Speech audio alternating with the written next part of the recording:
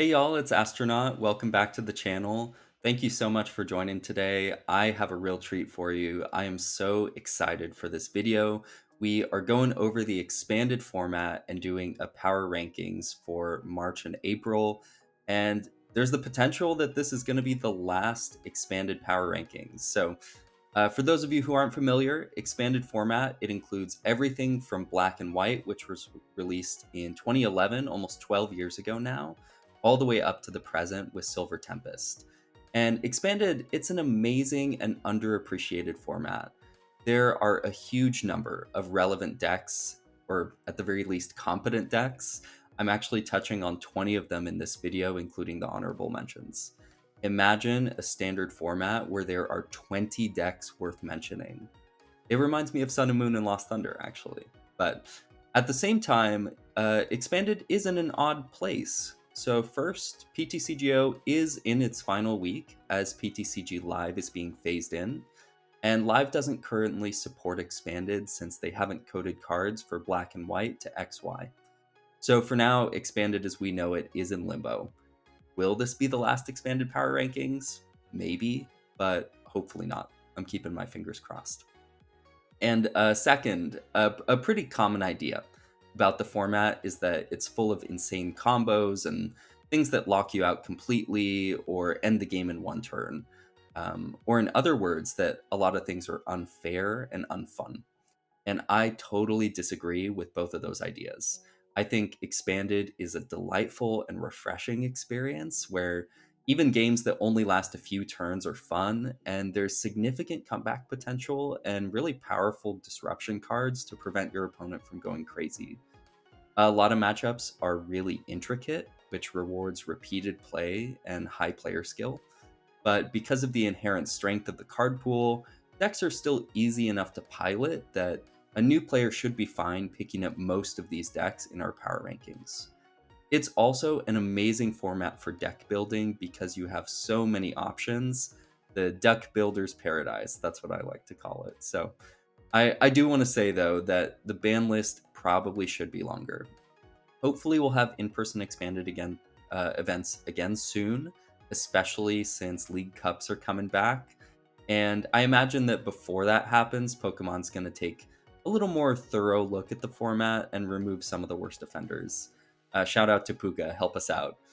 But the format is still pretty healthy even without those bans, and the best way to know that is to just play it yourself, experience it yourself. If you want to play Expanded online, I'm always down. Add me on PTCGO and PTCG Live. Here's my username above. But I really enjoyed preparing for this video. I put a lot of time and energy into getting everything right. So if you can, I would really appreciate if you liked and subscribed, and leave a comment below telling me which is your favorite expanded deck.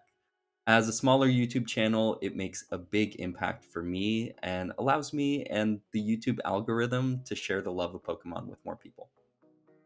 The three factors I'm considering when evaluating decks are number one, tournament performance, and that's both in online tournaments and in the recent Aichi Champions League event in Japan, which had 700 players for an in person expanded event. Pretty amazing to see. Second is online tournament presence. So if a deck is rarely played, it's hard to put it high on the power rankings. And meta shares are going to look lower for these decks than in Standard, which has a lot fewer viable archetypes than in Expanded. And then third is personal analysis and preference. I try to base as much of this in fact as I can, but of course I'm inserting my opinions here, and I think that's okay. As a longtime fan and player of Expanded, I have been using these cards and combos since they were first released. I've had multiple Day 2 regional finishes, including top 16 at an event with over 800 players, all in the expanded format. And I'm not saying I'm the best player out there, but when I have been able to make it to big events, I've had a high conversion rate and I've consistently performed well. So I think my opinion counts, but some quick housekeeping things. Control and stall are obviously pretty different archetypes, but because we have a 12-year card pool and expanded, the win conditions and core engines are similar enough that I think it's fair to combine them for these power rankings. And in expanded, the deck functions more as stall than control, but it does use a lot of control elements. So sorry to all the control install players out there. No offense intended. But next, I also do want to clarify that if I say a deck or a combo is broken, that is a positive thing. It means it's so powerful that it breaks the game in some way. I also think that we hear that term thrown around too often from players when like good is a better description, but in expanded, it is actually true about a lot of decks. And a quick note about the matchup spreads on each slide. So to get this matchup data, I use the website Trainer Hill. It's a fantastic tool for you to check out matchups and meta analysis for standard and expanded. I'll leave a link in the description. But these charts are made from games in limitless online tournaments since November 25th, which is 2 weeks after Silver Tempest was released, and tournaments that had at least 10 players. So this is good data, but definitely not perfect. There may not have been many matches between two decks. I set a minimum of 6 for it to create a percentage for us. Maybe the players involved didn't play optimally, so take all of these percentages with a grain of salt. Each deck is where it is in the power rankings for a reason. Before we head into the top 10, I want to start with some honorable mentions. I'll explain how the deck works, why it's not in our top 10, and which of our top 10 decks is a better version. So first off, starting with Arceus Garbodor. And before Silver Tempest, this was actually one of the stronger decks in Expanded. You could use Wally to get a turn 1 Arceus V-Star going second, grab a triple acceleration energy with Starbirth, and then when you have to discard the triple at the end of your turn, you replace those with basic energy using Trinity Nova. And on your next turn, you can start the Garbotoxin lock. Or you could also Wally to get the turn 1 Garbotoxin. But unfortunately, it did start to see a dip in play after Lugia was released, since turn 1 Wally is just stronger with Lugia than with Arceus. And some Regidrago lists also started adding Garbodor, and that deck has more options to deal with the format than Arceus does. Plus, if you just want to play a hard-hitting ability lock deck, I think Mew VMAX with Path to the Peak is better. Next up is Arceus Malamar, and similar issues to Arceus Garb, but with Malamar you at least get some nice disruption and type coverage versus Mew and Shadow Rider. But ultimately the deck is a bit too slow, it doesn't hit hard enough, and it just feels a bit subpar in matchups where you're not hitting for weakness. So if you want a deck with a powerful V-Star that enables big alternate attackers, I would just play Lugia. Third is Eggrow, and this actually used to be the strongest lock deck in the format. It's won an expanded regional before. Now it falls outside our top 10. But setting up like a game-long item lock turn 1 will always be incredibly powerful. But the issue with Eggrow is that it just doesn't have any good attackers. Almost every deck in the top 10 has an out to the Decidueye that blocks damage from V and GX Pokemon. And if they get through 2 Decidueye, the game is over. And sometimes they just don't need to because they can take their 6 prizes elsewhere. So if you want to play a controlling or lock deck, I recommend just playing controller stall. And then fourth is Darkbox. Darkbox has been one of my favorite decks for a long time. It is fast, it's consistent, it has a ton of attacking options, which allows you to adjust the deck and your list to however you like it or whatever you need for the meta. If you need to do a lot of damage, you have Greninja and Zoroark Tag Team, you have Darkrai V-Star, Galarian Moltres V, and Weirdeer V. If you want alternate type coverage, you can play Marshadow GX or Mewtwo and Mew Tag Team.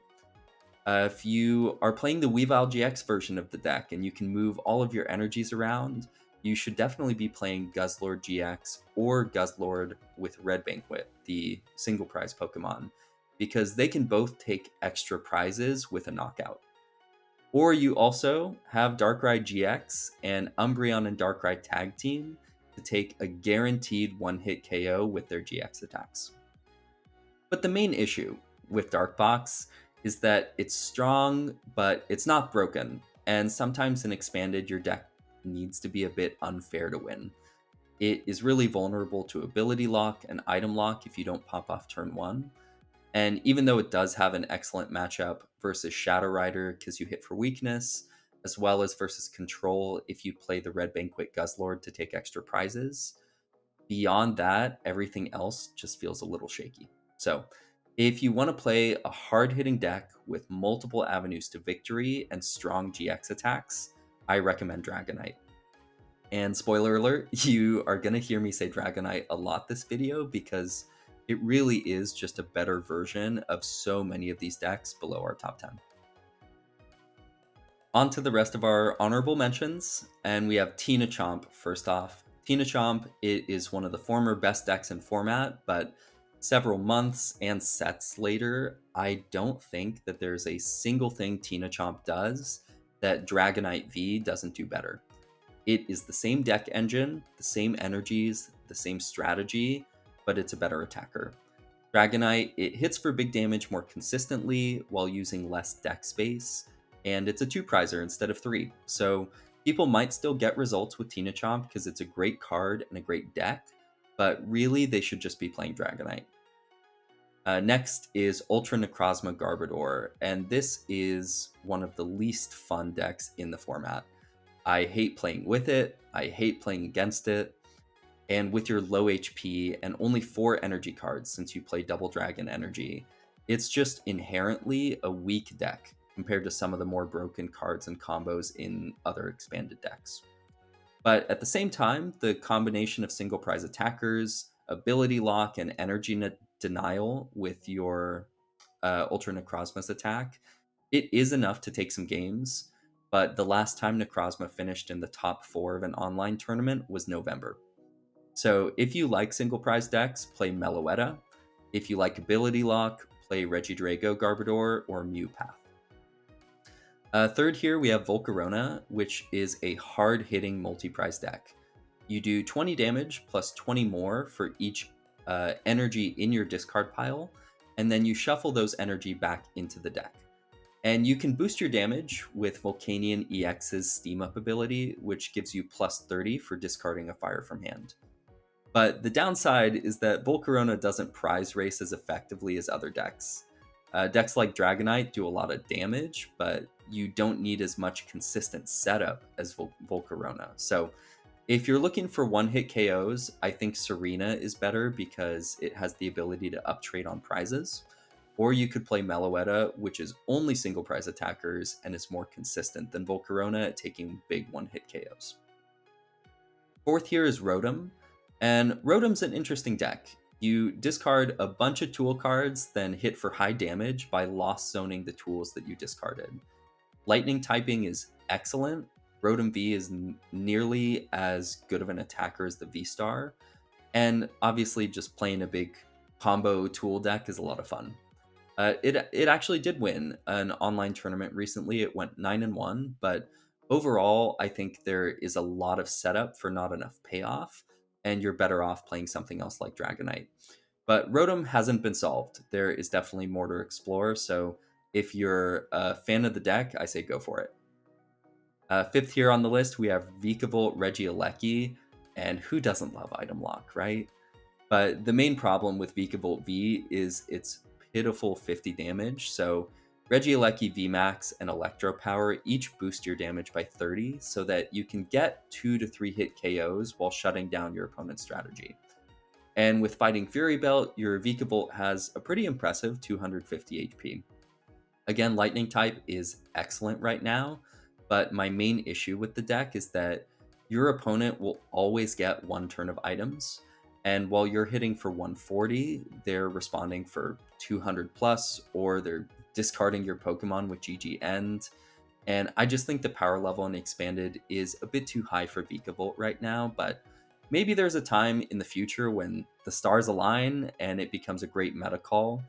I also think it'll be a lot better once Miraidon EX is legal. And then our final honorable mention is Shocklock. I could do a full video on Shocklock, but fortunately I won't because I don't want to put my poor opponents through that. Shocklock, it's a product of 12 years of cards coming together in one format.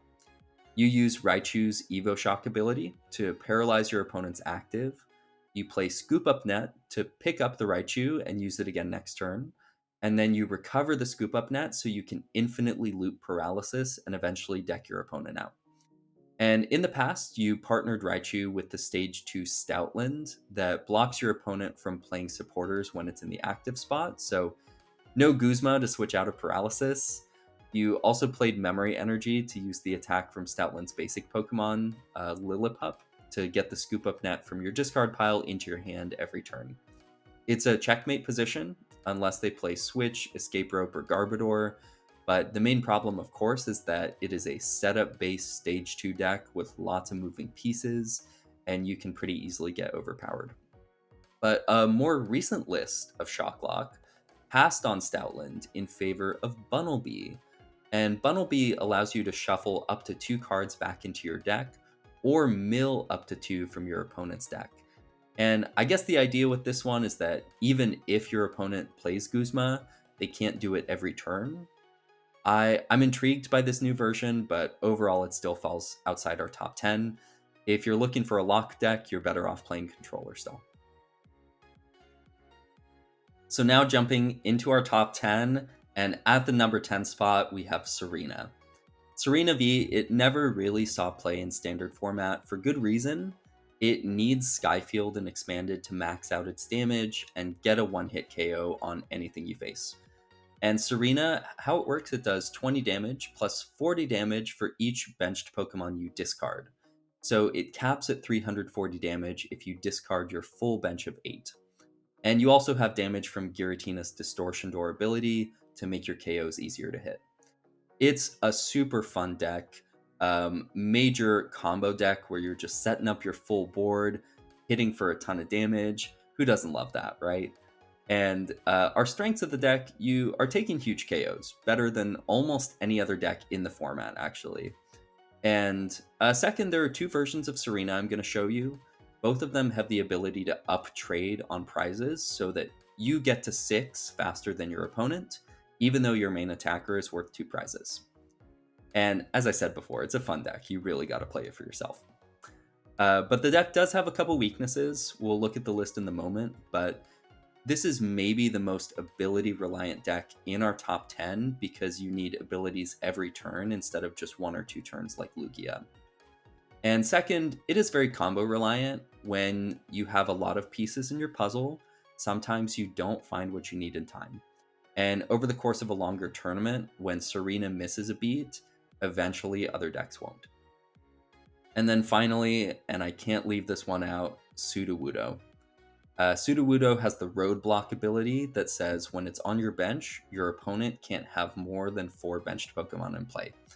And it is never good when your entire deck is countered by 1 card. Sudowoodo, it caps your damage at 220 with a full bench discard, which just isn't enough to keep up.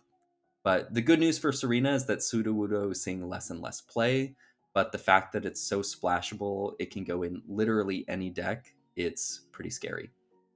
So looking at our matchup spread here at the bottom, there is just unfortunately not enough data from online tournaments since Serena has such a low meta share, but it's negative versus Palkia and Shadow Rider, and positive versus Dragonite and Regidrago, though I question the Dragonite data a little bit because it will usually come down to who takes the first 2 prizes.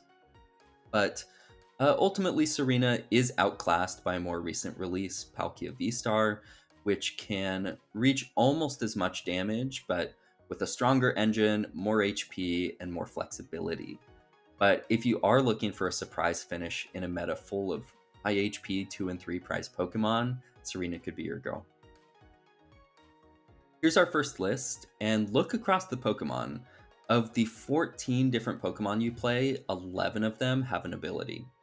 And Empoleon is a really cool addition to give you some extra draw. I also like the bad Regieleki since 120 Snipe can take out Garbodors, or it can finish off Pokemon on the bench that you weren't able to one-shot. 4 Skyfield's another key point, so if you're up against Serena, you should expect to lose the Stadium War. But overall, nothing too unexpected with this list. Serena has one goal only, and that's big KOs. But this is not the only way to play Serena, and the next list might actually cause the deck to rise in our power rankings in the future. Former world champion Shintaro Ito recently placed at the top four in the 700 player Aichi Champions League event in Japan with a really innovative take on Serena, and this might be the best way to build it moving forward. So, what he did, Shintaro ditched Mew and only attacks with Serena, but he added a few new ways to take prizes. So, versus most matchups, you only need 2 KOs to win. And the first is Sky Seal Stone, which uses your V-Star power for the game, and it allows you to take an extra prize that turn versus V-Star and V-Max Pokemon. The second is the combo of Jirachi Prism Star, Oranguru, and Mr. Mime from the Detective Pikachu mini set. And Jirachi's ability says that if you draw it as a face-down prize card, before you put it into your hand, you can bench Jirachi and take an additional prize card. So before you take a KO, what you do is, if you have Jirachi in hand, you put it on top of your deck with Oranguru. Then you play Mr. Mime onto the bench, which switches one of your prizes with the top card of your deck. After you take the KO, you bench Jirachi and grab your extra prize card. And you can even do this multiple times because of Scoop Up Net and Rescue Stretcher. It's a very cool concept. It is super fun to see innovative decks like this showing up on the big stage and performing well. At the number 9 slot, we have Dialga Electrode, and this is the poster child for scary expanded combo decks. Dialga Electrode is what happens when you have 12 years of cards with limited bans. How the most common version of the deck works is you play from behind until your big combo turn, and then you win. If you draw well, that can happen as soon as your second turn, but you start by discarding a bunch of special energy, then use Electro GX to knock itself out and accelerate those energy onto the field. And on your big combo turn, which is when you use Electrode, you have Dialga in the active spot and play the supporter Cyrus Prism Star, which says your opponent keeps 2 bench Pokemon and shuffles the rest away. Then you use Star Chronos to take a KO and an extra turn. And the final piece is the Ace Spec Scramble Switch, which allows you to move all of the energy from your Dialga V-Star to your benched Tina Chomp and use GG End to discard their remaining 2 Pokemon, which instantly wins the game. So the strengths and weaknesses, Dialga sets up a checkmate position, and checkmate decks can be a lot of fun to play. I think we all love the idea of setting up our big combo and then seeing it all play out. And it is a more solid combo than past checkmate decks, including some of the ones I've put up on this channel. But because it is heavily combo reliant and you need your abilities active, if your opponent plays a Silent Lab or Path to the Peak and you don't have your 1-2 stadium outs, they basically win on the spot. The version with Skyfield solves this problem a little bit, but is susceptible to other issues, and Garbodor is really tough to deal with since you play either 0 or 1 field blowers. And next up, this isn't a real weakness, but I do want to take a moment to talk about the win condition for this deck because I think it is inherently unfun and against the spirit of the game. Pokemon, it's a back and forth battle of skill where each trainer is executing their strategy and adapting to their opponent. But decks like this remove all of that skill and counterplay because once they set up their combo, which again is as early as turn 2 in some games, it's literally impossible to stop them from winning. Everything you did for the whole game up to that point is irrelevant because they shuffle away your Pokemon and then discard the rest on consecutive turns. I've played checkmate decks before, usually with a slower pace and with more ability for counterplay from your opponent. So seeing Dialga this strong and quick compared to some of those other decks is impressive, but it's also concerning for me. And Electro GX is one of the first cards in Expanded that needs a ban, probably unknown as well. But for our matchup spread, Dialga is positive versus Lugia, Meloetta, Mew, and Regidrago. Although if the Mew player is playing Path to the Peak and Regidrago is playing Garbodor, I think those win percentages shrink to more or less even. It is negative versus Dragonite, Palkia, and Shadow Rider, and it's even versus Control Install. And this is a scary deck, but my biggest concern for picking up Dialga Electrode is that I have a hard time seeing it win a tournament. I think the more games you have to play, the more likely that you will falter in a few of them.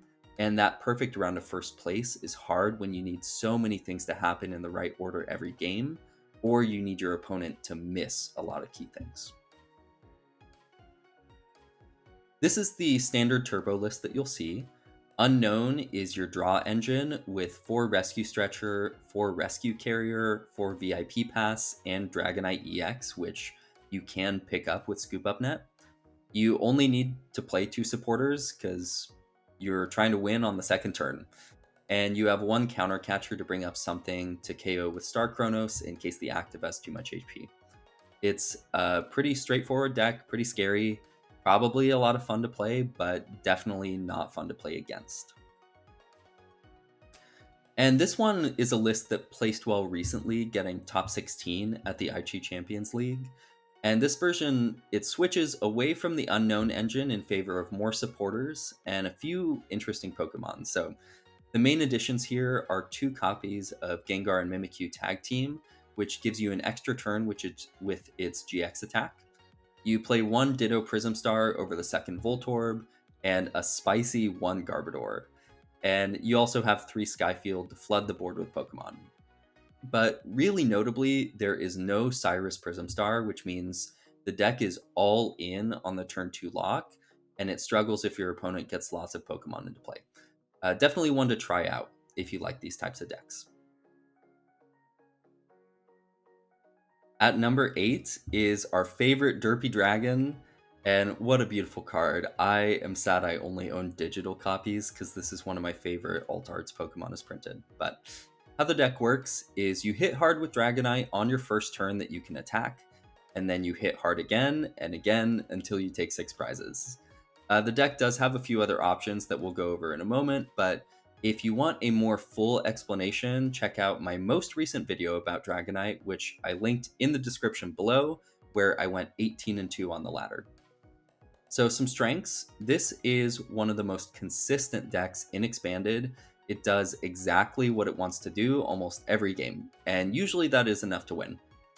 Next is that 250 damage is a lot to be dishing on turn 1, especially going second.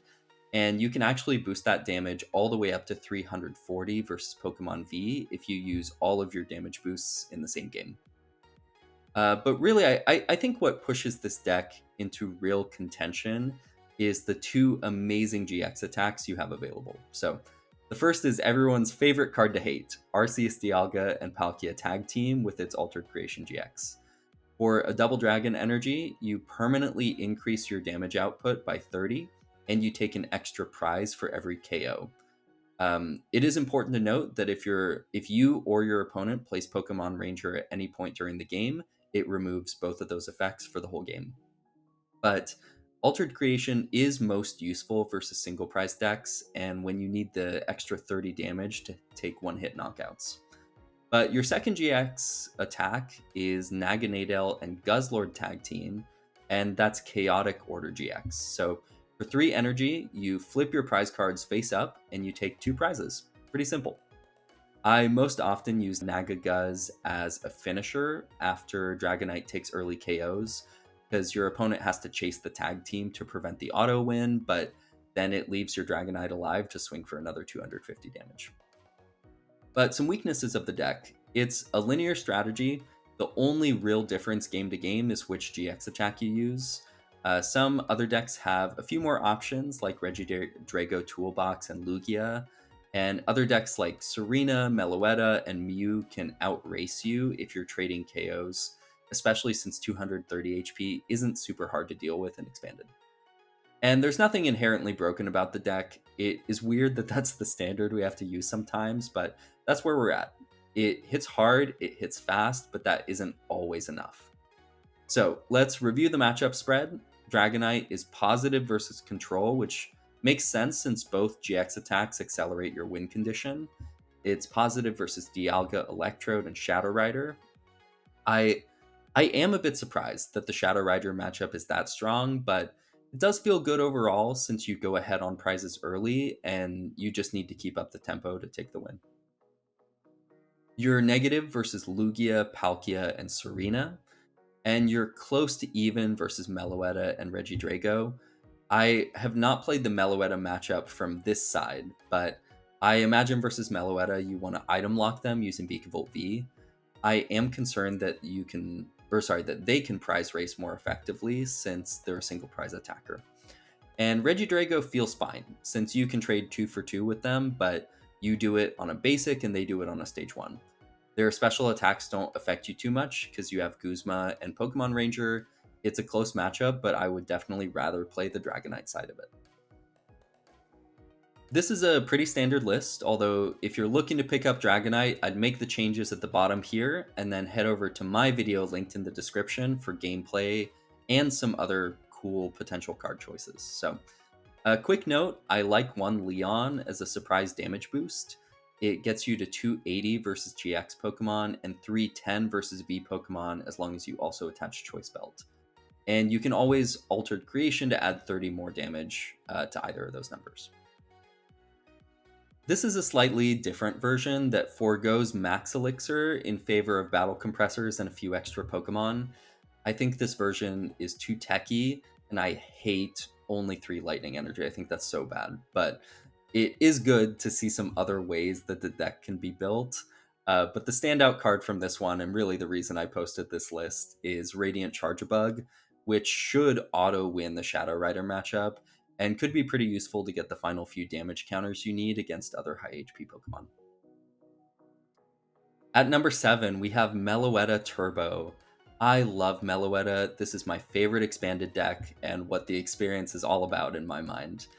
Your goal is to hit for 210 to 280 damage or more every turn starting turn 1 if you go second. With all of the powerful item cards in Expanded, plus the best draw ability ever printed in Genesect V, you can speed through your deck to hit the turn 1 Melodious Echo. And because of Special Charge in Expanded, the thing that Standard has been longing for, it allows you to shuffle your fusion energy from your discard pile back into your deck, which means you never run out of damage even after they take KOs or discard your energy. So if you want to see it in action, it really is a treat. Check out my video in the description below that I published earlier this month where I went 17-3 on the ladder. But some strengths, since you're using a single prize attacker, this is the best deck in the format at up trading, with Serena maybe being a close second if you're playing the techie version that Shintaro brought. As for damage, you technically cap at 430 damage if you play all 4 power tablets, have all 4 fusion energy in play, and use Dowsing Machine to get a 5th tablet, which is absolutely ridiculous. It's so fun. But this is it's a super wombo combo kind of deck. I love it. I think you'll have a lot of fun playing it.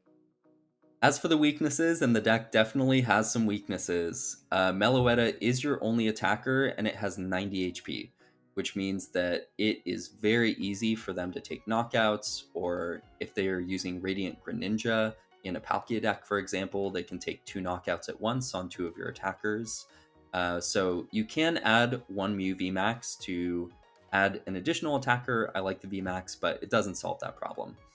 And the biggest weakness of the deck, out of all of the decks in our top 10, Meloetta is probably the most susceptible to disruption. Like, Faba wrecks this deck. With the wrong hand, you have Silent Lab, Path to the Peak, and Wobbuffet that can set you back immensely. And you play over 35 items in the deck, so item lock is devastating if you can't find your Pokemon Ranger. So, in my experience, disruption is one of the only reasons you'll lose a game. But as for our matchup spread, I want to start by saying that I fully believe people are playing this deck wrong, and that contributes to the poor matchup spread shown here. Meloetta, it's all about knowing what you're digging for, how far you can afford to go, and sequencing every card correctly. I checked out a couple videos of Meloetta and was not impressed with what I saw. But this something, sequencing and making those decisions, I know that's a personal strength of mine. It's why I've been really successful with Fusion Strike decks in Standard and with Zoroark GX back in the day to get my regional placements. So as an example, you can consistently hit for 280 damage, and you play Pokemon Ranger to stop any shenanigans, there is absolutely no way Regidrago is a 40% matchup. So what that tells me is that most people who played the deck online didn't play it optimally. But either way, the deck is positive versus Lugia and Mew, although Lugia can always be a challenge since it's really strong. It is negative versus Control and Stall, which is a truly miserable matchup, almost an auto loss. It's also negative versus Dialga, Palkia, and Shadow Rider. And what I will say is I think Palkia and Shadow Rider are a lot closer than these numbers would suggest, but they still might be more unfavorable overall for Meloetta. I just need to play the matchups a bit more to decide for sure. But finally, the deck is even to slightly favorable versus Dragonite and Regidrago, despite what the numbers say here. You race so effectively versus multi-price Pokemon, and versus Regidrago, you just hold on to your Ranger in case they try to lock you. Timeless GX plus Garbodor can cause some problems, which is why I think it's close to even, but overall, I would definitely rather be on the Meloetta side of that matchup. So this is an excellent list. This is probably about as consistent as you could possibly make the deck. I like including the 1-1 Mew VMAX line to give you an alternate attacker with more HP and a Shred attack with Max Miracle, and maintenance is the best cut there. It's also just one more Fusion Strike Pokemon so that you can draw more cards with Genesect. But if you want to see additional card options for Meloetta, check out my deck profile and battles that I linked in the description. There are some other interesting cards that you could add. At number 6, we have Control and Stall. And just a reminder that in Expanded, this deck looks a lot more like Stall than Control. But this is definitely the most untapped and probably the scariest deck in Expanded if you don't know how to play against it. No one's fully broken the deck, which seems inevitable given the massive card pool and Expanded's lower popularity compared to Standard, but the power level of the tier 1 and 2 decks is so high that all of the control cards we have still might not be enough to run decks out of resources quickly and consistently enough, and that's why I have it here at my 6th spot. So, for some strengths of the deck, Stall, of course, does have a very high skill ceiling, so if you are not experienced with the deck, don't expect to win your next tournament with it. I wouldn't pick it up before you get a good number of games, just practicing against a variety of matchups. And you can also counter a lot of the meta. So while we are going to check out the matchup spread below, keep in mind that those numbers can go significantly up and down depending on player skill and your deck list.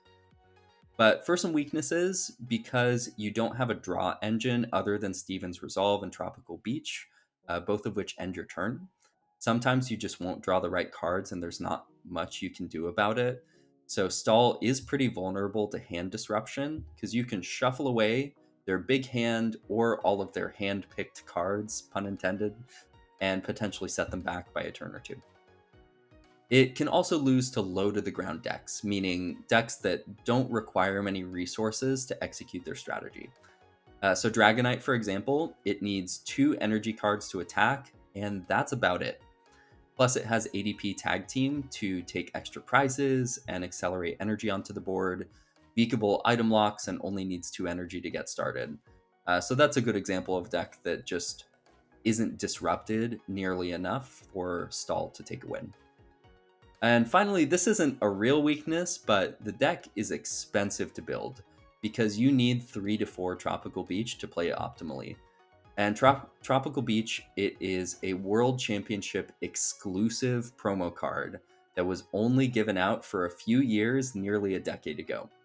And a full English playset can run you up to $1,000 or more. So if you want to play Control and Stall, ask your friends to borrow their beaches. But let's check out the matchups. So Control is positive versus Lugia, Meloetta, Mew, and Regidrago, 3 of which we still have yet to place on our list, so that is a great set of favorables. It is negative versus Dragonite, Palkia, Shadow Rider, and Vikavolt. And that's not a great set of unfavorables to have, but again, take all these matchup numbers with a grain of salt. The best way to know a matchup is just to play it yourself.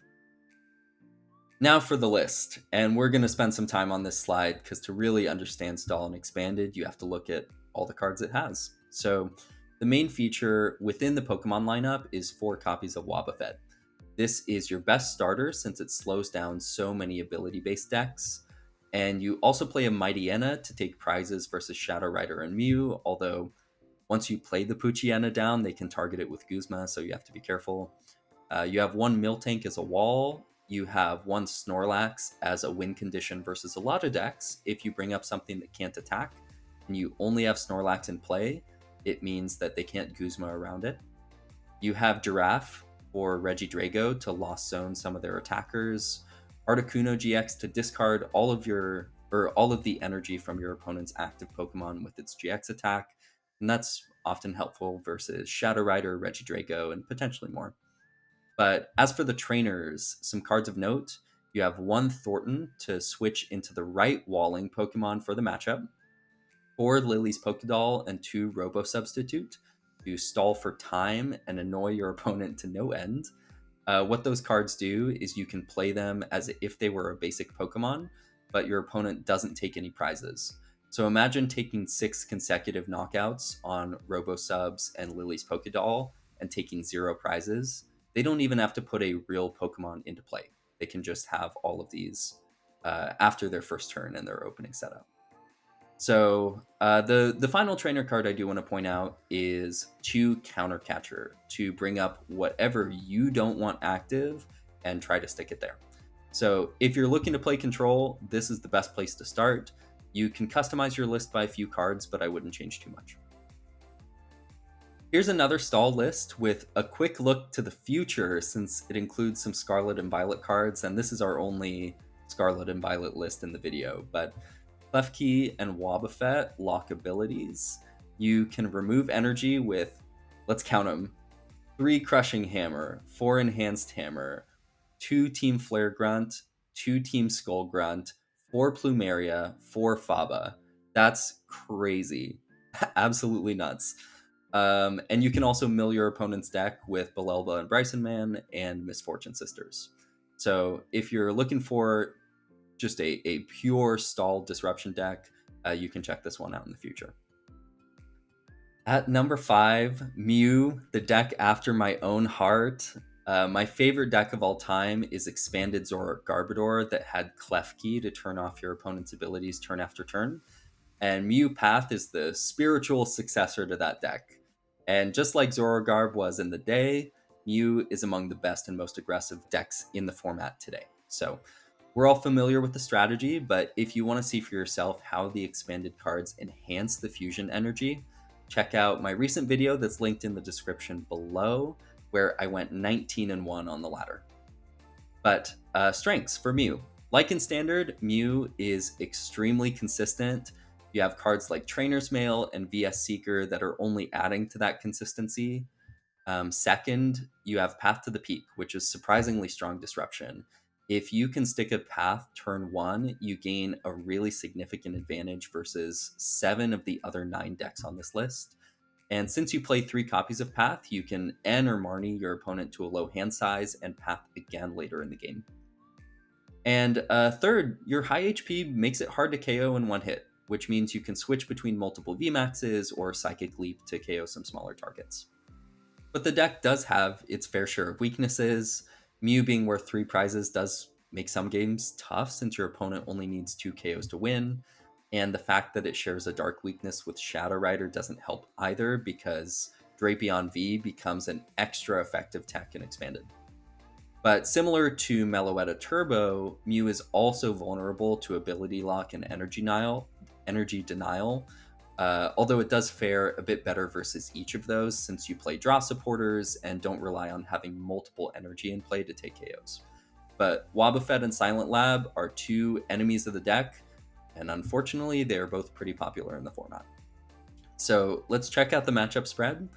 And I want to start by saying, similar to Meloetta, I think this data is skewed not because of poor play, but because people are building Mew wrong.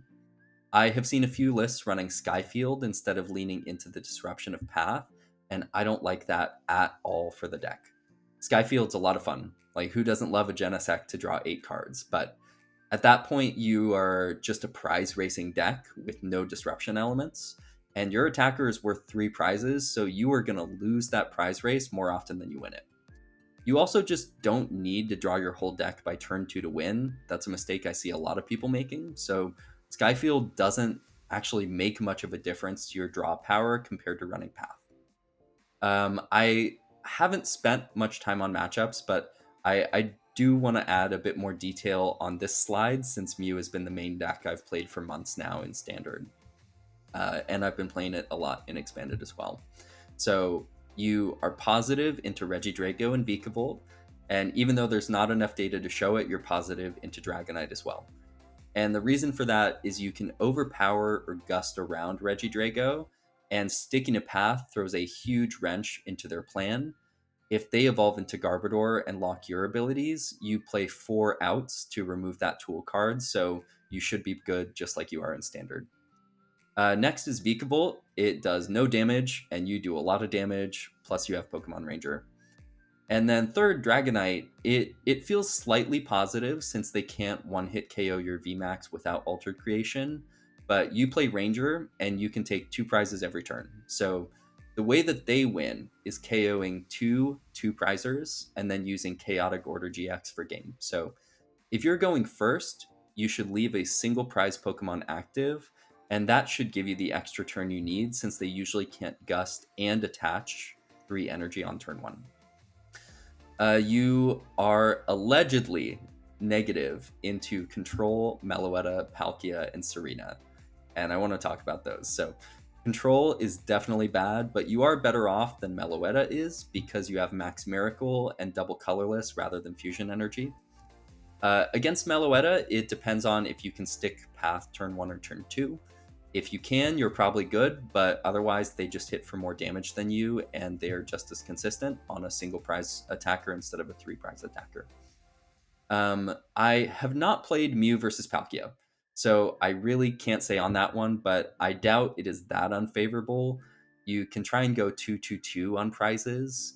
You just need to be careful about how many Pokemon you bench, which does increase the difficulty since you aren't drawing as well.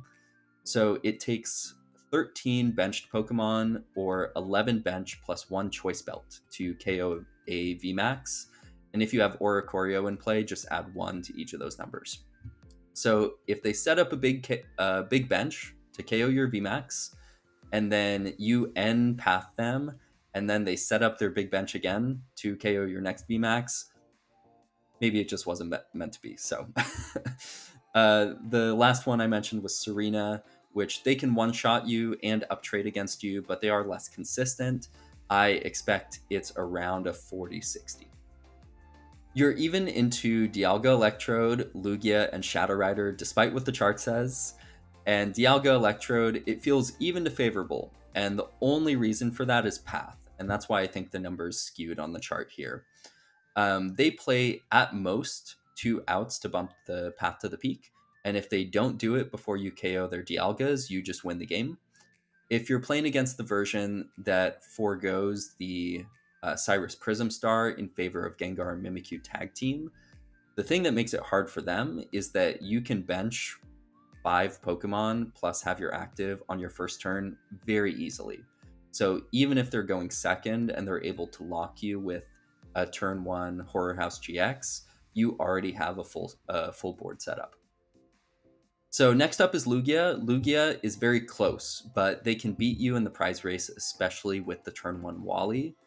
But you're also super consistent, and you can KO whatever they present. So similar to standard Mew Path versus Lugia, it feels like it does go either way, but you don't have to deal with Amazing Rare Eviltal since it's too much of an investment to be worth it in Expanded. So that's a nice little +1 in your column. And against Shadow Rider, you are way faster than Shadow Rider. You have Pokemon Ranger to counter any Shadow Mist nonsense that tries to stop you from attaching energy. But where you really struggle is if you aren't taking a one-hit knockout, since Shadow Rider can Acerola or Scoop Up Cyclone to reset your damage and basically nullify your turn. And also, if they can get it, Wobbuffet is a killer turn 1 if you can't get around it. So I could see myself feeling comfortable on either side of that matchup. This is the exact list I used to go 19-1 in my 20 game challenge, so thank you to this player for this list. Most of the cards will look very familiar, so I do want to highlight a few new cards. And first is Wally. This allows us to get a turn 1 Technoblast going second, and we can more easily hit Wally with Trainer's Mail plus the combination of Forest Seal Stone and Adventure Bag, which searches for up to 2 tools. The second addition is Faba, and cards like Silent Lab or Your Own Path can be really disruptive if you have a bad hand. So having a supporter that's recoverable with VS Seeker to remove that pesky stadium or tool card at the exact right moment is super helpful. Third, I want to point out we have an even split of Field Blower and Lost Vacuum. So Field Blower is a stronger card since it allows you to discard 2 instead of just 1. But Vacuum reduces your hand size by 1 more, and that's why I like the even split. The fourth one, this is a super cool card that we haven't expanded, Marshadow. It's the same as Pumpkaboo in Standard, but it can be activated from your bench whenever you want, instead of only on coming into play. And then it discards itself, leaving another bench space for another fusion Pokemon. So it's an amazing option to have in your back pocket. I think it's absolutely necessary in the Path version. And then the fifth card to point out is Double Colorless Energy, which does not reduce your damage by 20 like Double Turbo and Standard, so you are hitting the full 210 for Technoblast. This list here got top 8 in Aichi, and the changes from the previous list, we're adding 1 Escape Rope and 1 Enhanced Hammer, taking away 1 Faba and 1 Trainer's Mail. I think those changes are totally fine. Enhanced Hammer versus Faba just depends on whether you're worried about getting rid of stadiums using that supporter or only caring about energy with Enhanced Hammer. I see the merits to all of them, so wanted to show this list as well. At number 4, we have Shadow Rider Calyrex, and I predict that this will be my most controversial pick. Shadow Rider is the longtime king of the format. It is still the second most played deck, but it drops down to 4th place in our power rankings. So let's describe the deck first and then talk about why it's dropped. So Shadow Rider, it's the best mid-range deck in the format. It is not hyper aggressive. It has disruption options, but they aren't the focus of the deck. And you're looking to make it into the mid to late game.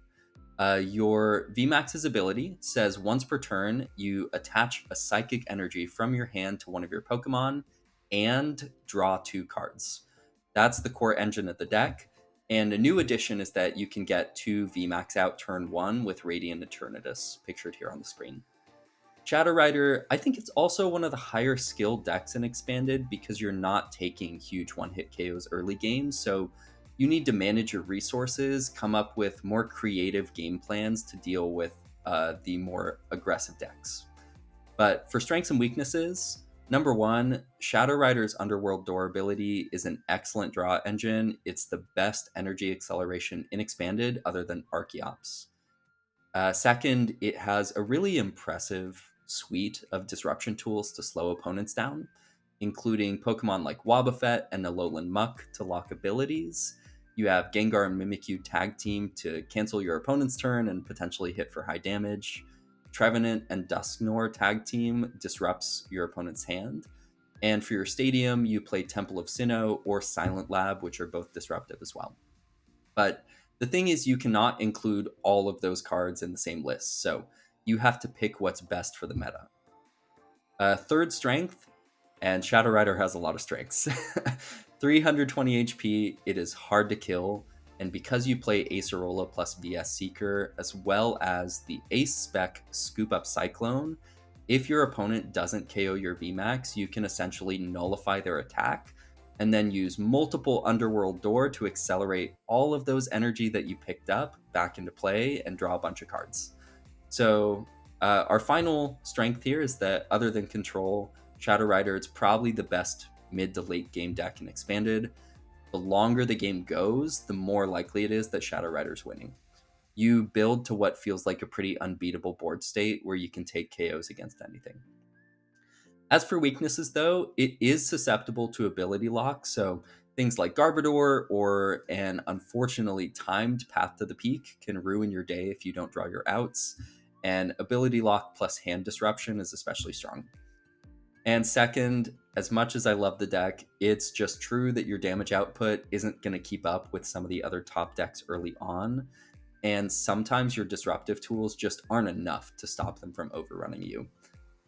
Like imagine a turn 1 Radiant Eternatus to get 2 VMAX into play, followed by a turn 1 GG End on their end to discard both VMAX you just benched. Hurt your soul.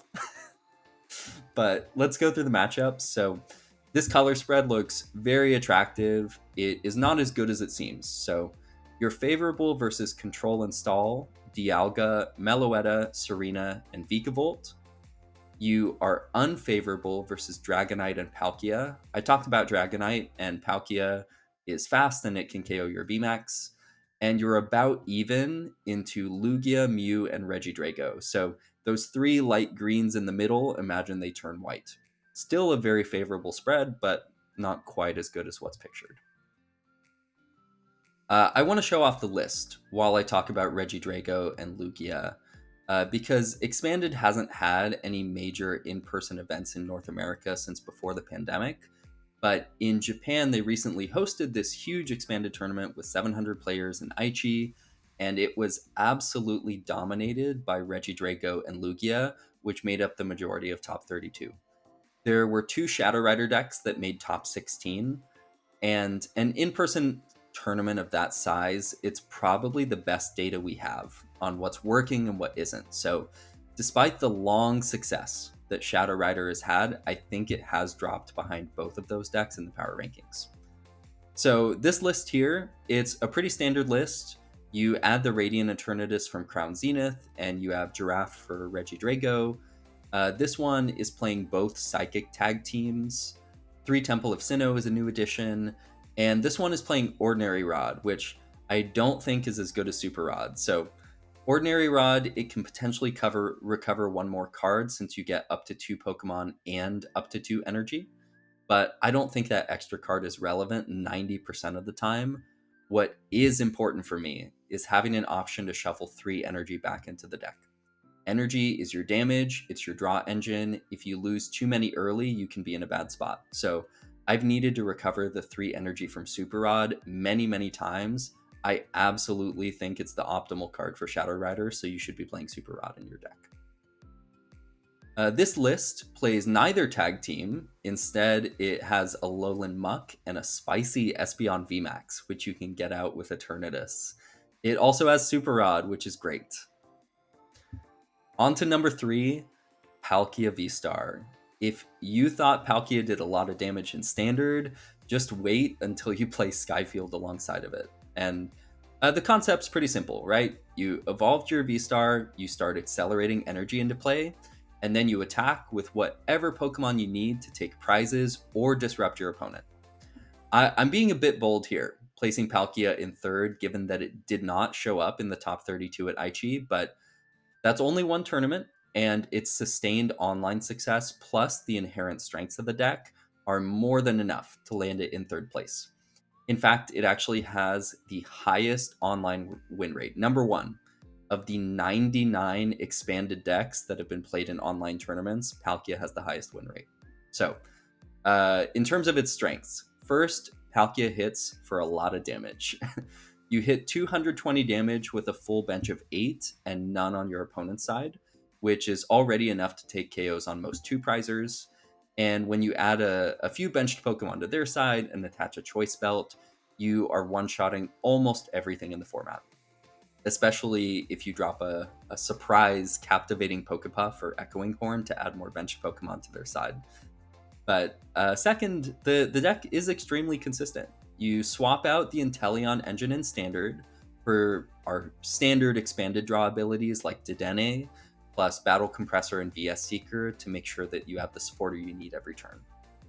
And third, it does have a variety of tech options to prepare you for different matchups. We'll take a look at some of those in our featured list. But the deck does not have many weaknesses at all, actually. The most glaring one is Sudowoodo, same as Serena, because it limits your damage, and unfortunately, it has 100 HP, which means it's out of range of Radiant Greninja's Moonlight Shuriken attack. But if you are able to Guzma and bring up the Sudowoodo, it has water weakness, which means that when it's in the active spot, you can KO it with Palkia, of course, or using Greninja. The second weakness is that you do use a lot of abilities. You have Star Portal, Concealed Cards, Propagation Execute, Dedenne, Crobat, Tapu Lele. So things like a turn 1 Wobbuffet are a major pain, and cards like Path to the Peak or Silent Lab can cause pretty big problems if you don't hit one of your 4 outs to bump it.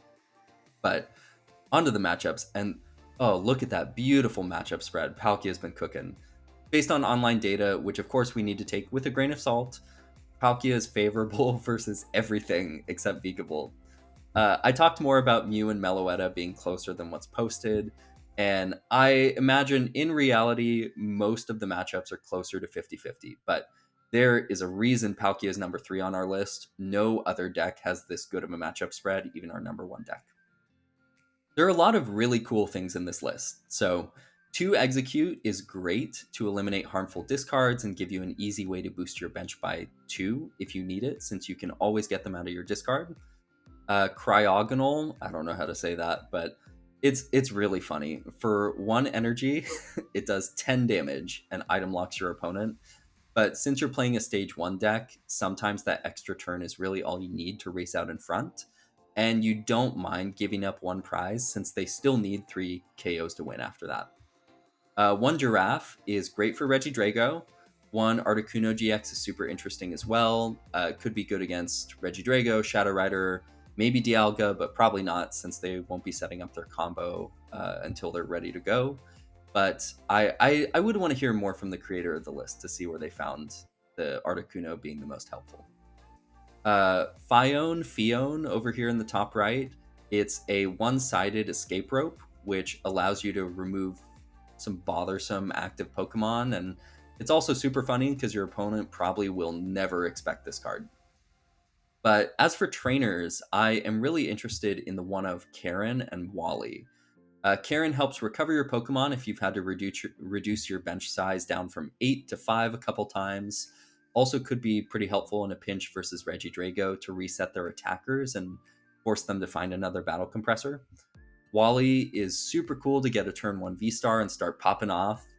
I like the 1-1 split of Melanie and Raihan because you have Battle Compressor and VS Seeker, so you can pull out the exact one that you need that turn. I also mentioned the 1 copy of Captivating Pokepuff, which is another hilarious card since it's never really been played in a good deck before. It can catch a lot of people by surprise. So imagine you are spending your whole game managing your bench versus Palkia, you're holding on to Pokemon in your hand to avoid a 1-hit knockout, and then Palkia benches those Pokemon for you and takes a big KO. So funny. I love this list. But on to number 2, Regidrago V-Star. And Regidrago has taken Expanded by storm lately. It is currently the number 1 most represented deck in the Silver Tempest format with 18% of the online meta. And Regidrago's attack, Apex Dragon, it copies the attack of a dragon Pokemon in your discard, even if you don't have the energy required for that attack. So this is the ultimate toolbox deck. It's harkening back to Mewtwo and Mew Tag Team, which also copied attacks from the discard, but you have so many unique options with Regidrago, so many different attackers because Dragon is probably the best type in Expanded, and that means that you can adapt to every matchup. You have a lot of freedom in deck building as well. So in a minute, I'm showing off 3 different Regidrago lists that really demonstrate the variety of options. But in terms of our strengths, number 1, Regidrago benefits from the massive card pool in Expanded, and also the fact that dragon Pokemon have often been given pretty interesting attacks with weird energy costs. But Regidrago doesn't care about the energy cost with Apex Dragon, it just copies it exactly as printed. You have 1-hit KO monsters, like Mega Rayquaza EX pictured here. You have disruption attacks from Noivern GX and Giratina EX. You have a walling attack with Goodra V-Star, a wall breaker with Duraludon VMAX, and of course the ability to take 2 consecutive turns using Dialga GX's Timeless GX attack. But Drago, it also has a pretty consistent engine. You can play Welder, you can play Reshiram to accelerate energy. You have a decent number of supporter cards, so even if they ability lock you, you still have ways that you can draw. But you do also have your standard draw Pokemon like Dedenne, Crobat, Tapu Lele. So when I'm up against Regidrago, I don't expect them to miss a beat unless I'm disrupting their setup. And then third is that 280 HP. It is a lot for a 2-prize Pokemon, and when you start attacking with Rolling Iron, your effective HP becomes 360. So it can be hard to get through multiple V-Stars. As for the weaknesses, and Drago does have some pretty glaring weaknesses, it is susceptible to early ability lock, but like I mentioned before, it is still consistent enough to draw well without abilities. Really just depends on what's in your hand. But you can be pretty heavily disrupted from using your Double Dragon energy with things like Enhanced Hammer, Faba, Temple of Sinnoh, or even Shadow Rider Calyrex V's Shadow Mist attack, not the VMAX, but Shadow Mist prevents your opponent from playing Special Energy or Stadiums unless they play Pokemon Ranger to negate your attack. And then finally, Regidrago hates Girafarig, which lost zones 2 cards from your discard pile for only 1 energy, and it only gives up 1 prize. And because this card exists, it just forces you to be more careful about what attackers or supporters you discard early, because you may be left without Timeless GX or your 1 copy of Guzma for the entire rest of the game on turn 1 or turn 2. But overall, it is a very well-rounded deck, and that's why it's here in second place. So let's talk about that matchup spread. And I have another disclaimer on this one. So everything here is a little skewed. Because Regidrago is the most popular deck in online expanded tournaments, the most popular deck, it almost never has the highest win rate, since the sample size causes the average to settle closer to the middle. So a 40% matchup on the screen could be 40%, could be as high as 60% if you know how to play it. So even with all of these yellows and reds on our chart from our online data, Regidrago's won 7 online tournaments since January, which is tied with Shadow Rider for the most. And it also dominated in Aichi, our only in-person expanded tournament. It had 27% of our spots in top 32, and there's just no way it did that with the pictured matchup spread. So both of the favorables on this chart, I think, are close to even, which I talked about at number 7 and 8. And you are unfavored into Control and Stall, which is definitely a bad matchup. Dialga, Mew, and Serena.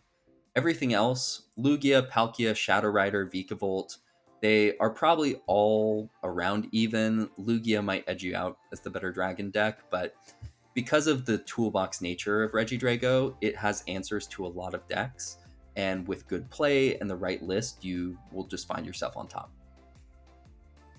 This first list here is the one that I've seen most on the ladder. It plays 2 Reshiram to accelerate energy so you don't get set back a full turn from early energy disruption. It plays 6 Dragon Attackers, which is definitely on the higher end. And interestingly, the deck is opting for Scoop Up Cyclone as its ace spec. So with Cyclone, you can pick up your 2-prize draw Pokemon to use again on the next turn. It can reset damage or remove potential prize liabilities from the board, or it could just be used as a retreating option so you can smack with Regidrago. But this list is also landed on 2 Giant Hearth to discard cards that you don't want, or to discard your attackers and search out fire energy. And then plus you have 1 Field Blower to get rid of disruptive tools or stadiums. And finally, it's playing 2 Choice Belt. I think Muscle Band is better in the deck, but if I'm wrong about that, feel free to correct me in the comments. This here is the list that got top 8 at the Aichi Champions League. It was the only Regidrago in top 8. It's opting for Garbodor as a secondary option, and because of that, you play 4 Dragon Attackers instead of 6. You also have 4 Floatstone, a Split of Energy, and you're using Chaotic Swell instead of Giant Hearth. I think the Garbodor version is my favorite Regidrago. I like the disruption it brings since so many decks in the top 10 are reliant on abilities. So if I was picking up the deck myself, this is the list I'd be playing. Our third and final Regidrago features Altaria. I think this is definitely the third best of the three, but Altaria is super cool, so I wanted to show it off. The old Altaria, it boosts your dragon damage by 30, and the new one places a supporter on top of your deck. I guess it's there to stack for next turn, unless you're drawing into it with Crobat or Dedenne. But just another cool way to play the deck. Kind of fun that there are so many options with Regidrago. And in at number one, as sad as I am to say it, we have Lugia Dragons. And when combined with Archeops, Lugia V-Star, it's probably the strongest Pokemon that's ever been printed. It has dominated standards since it was released, and now it's the top dog in Expanded as well, thanks to a new set of attackers and thanks to Double Dragon Energy, which is pictured here on the slide. Lugia won the Aichi Champions League event at the end of February. But not only did it win, it got second place, it had 5 in the top 8, and it made up 45% of top 32. That is incredible dominance. We all know how Lugia works, though, so let's just jump into strengths and weaknesses. And first off, much more so than in Standard, Lugia is insanely consistent in Expanded. If you go second, it is pretty common to hit the turn 1 Wally into your V-Star and start accelerating 4 energy cards turn 1. But those 4 energy cards are each worth 2 energy, since you're playing both colorless and double dragon energy. So with your attachment from hand, you can get 10 energy into play turn 1 going second. That is absolutely ridiculous. And I mean, that's the reason that Lugia is up here at number 1. You play more supporters than most decks. You pair that with Battle Compressor, with VS Seeker, with Computer Search to hit your big combo. And similar to Regidrago, Lugia does have a ton of options for dragon attackers, but unlike Regidrago, you have to play basics instead of stage 1s or other evolutions. So the good part, though, is the 3 basic dragons you have all serve pretty vastly different functions, and that means that you can pick the right cards for the right moment and blaze ahead in the prize race. But for weaknesses, Lugia is susceptible to ability lock. Wobbuffet is a killer if you don't find your Silent Lab to shut it off, and if you do find your Silent Lab, you're shutting off your own basic abilities. So Silent Lab itself, it can be a problem. But turn 1 Path to the Peak, it also forces Lugia to find their stadium out, or it's probably game over, since decks like Mew that play Path are going to be hyper aggressive and quick, just the same as Lugia is.